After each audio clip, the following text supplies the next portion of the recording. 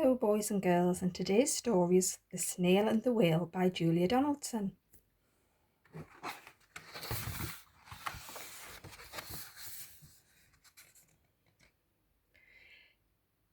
This is a tale of a tiny snail, a great grey-blue humpback whale. This is a rock, as black as soot, and this is a snail with an itchy foot. The sea snail slithered all over the rock and gazed at the sea and the ships in the dock. And as she gazed, she sniffed and sighed. The sea is deep and the world is wide. How I long to sail, said the tiny snail.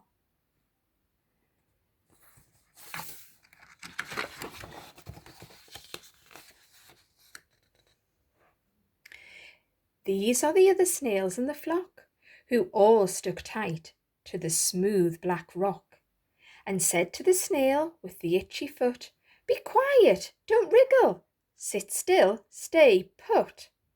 But the tiny sea snail sighed and sniffed, then cried, "I've got it! I'll hitch a lift." This is the trail of the tiny snail, a silvery trail that looped and curled and said, "Lift wanted around the world."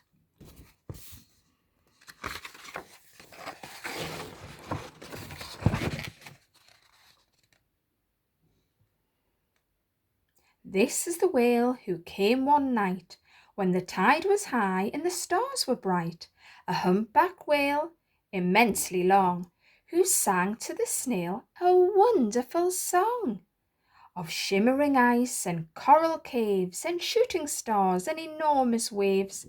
And this is the tale of the humpback whale. He held it out of the starlit sea and said to the snail, "Come sail with me."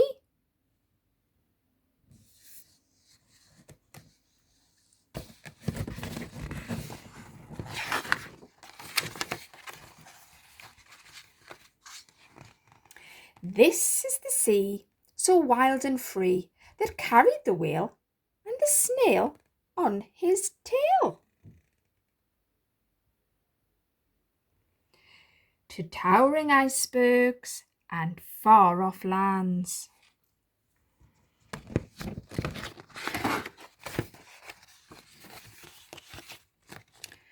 With fiery mountains and golden sands.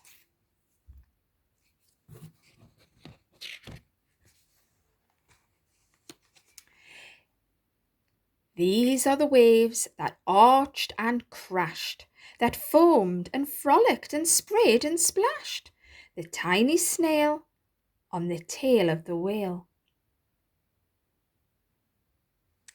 These are the caves beneath the waves, where stripy fish with feathery fins and sharks with hideous toothy grins swam round the whale and the snail on the tail.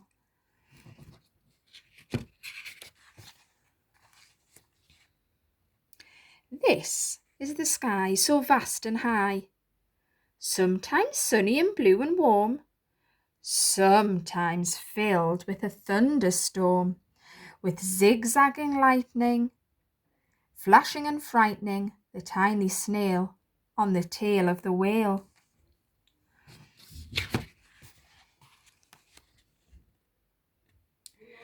And she gazed at the sky, the sea, the land, the waves and the caves and the golden sand. She gazed and gazed, amazed by it all, and she said to the whale, "I feel so small." But then came the day the whale lost his way.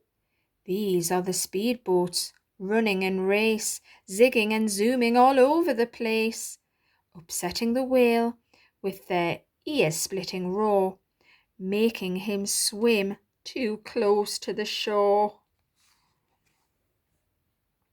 This is the tide slipping away.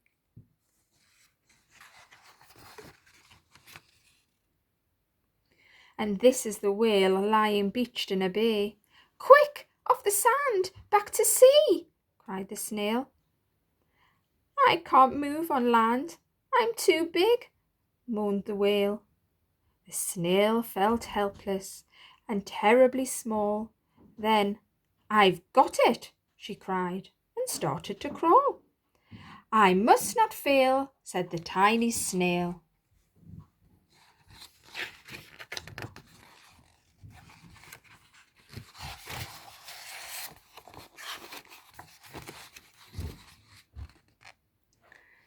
This is the bell on the school in the bay, ringing the children in from their play. This is the teacher holding the chalk, telling the children, "Sit straight, don't talk." This is the board as black as soot, and this is the snail with the itchy foot. A snail, the teacher turned pale. "Look," said the children, "it's leaving a trail." This is the trail of the tiny snail, a silvery trail saying, "Save the whale."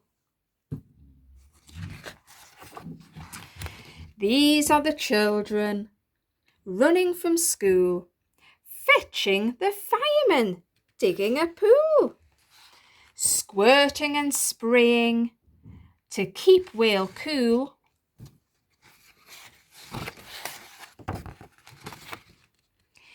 This is the tide coming into the bay, and these are the villagers shouting, "Hooray!" as the whale and the snail travelled safely away.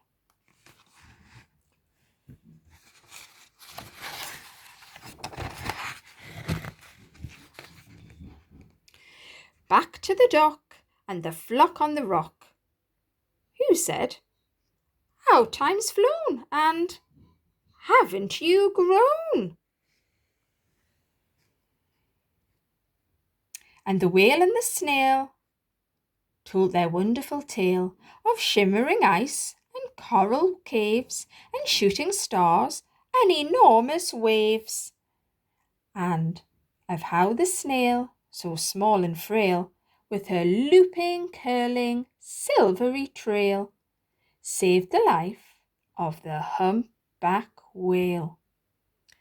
Then the humpback whale held out his tail, and on crawled snail after snail after snail.